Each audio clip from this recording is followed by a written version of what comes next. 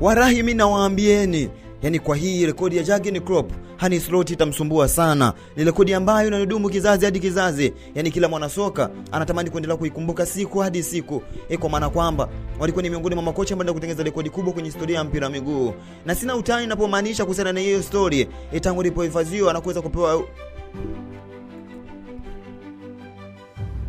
aliweza kufanikisha Liverpool kuwa ni miongoni mwa mabingwa pale nchini Uingereza, yani kwenye kombe la ligi kuu ya pale nchini Uingereza mwaka 2019 2020, akaifanikisha Liverpool kuweza kunyakua ubingwa huo. Lakini ni jambo la kustajabisha na la kushtusha watu wengi zaidi.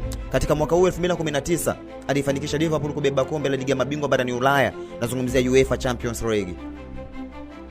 Jurgen Klopp tangu aweze kukabidhiwa Liverpool mwaka 2015 amejifanikisha kuweza kunyakua vikombe 8 mpaka kufikia mwaka 2024, ambapo hapo alipoweza kuachana na kikosi cha Liverpool. Yani huyu jamaa ni miongoni mwa makocha ambao waliweza kutengeneza historia kubwa zaidi barani Ulaya. Yani Jurgen Klopp hatakuja kusahaulika kizazi hadi kizazi. Mashabiki wa Liverpool bado wanamlilia na kuhitaji aendelee kurudi katika kikosi chao, lakini wapo wengi wanaotamani zaidi aweze kurudi hata leo, kwa maana kwamba Moranzi ambaye yupo pale si kitu ana chochote watamani kumsikia wala kumuona. Arne Slot, iweke sura yako pembeni na uweze kuzania kwamba Jurgen Klopp alitengeneza rekodi kubwa ya mpira miguu katika ulimwengu wa soka, hasa kwa mashabiki wa Liverpool.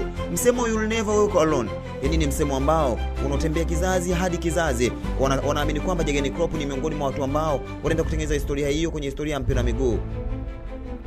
Niwakumbushe tu kwamba Liverpool ni miongoni mwa vilabu ambao mwaka 2019 iliweza kwenda kushinda kikombe cha FIFA Club World, yanazungumzia klabu bingwa kwa ngazi ya vilabu kwa upande wa dunia.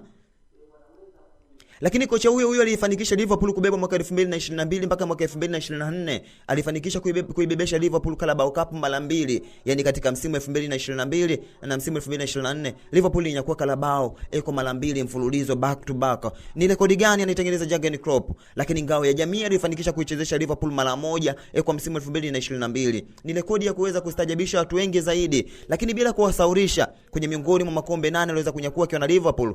FA Cup alibeba mara 1 mwaka 2022. Ni miongoni mwa makocha ambao walitengeneza rekodi kubwa barani Ulaya. Yani rekodi yake katika historia ya mpira miguu haitakuja kusahaulika.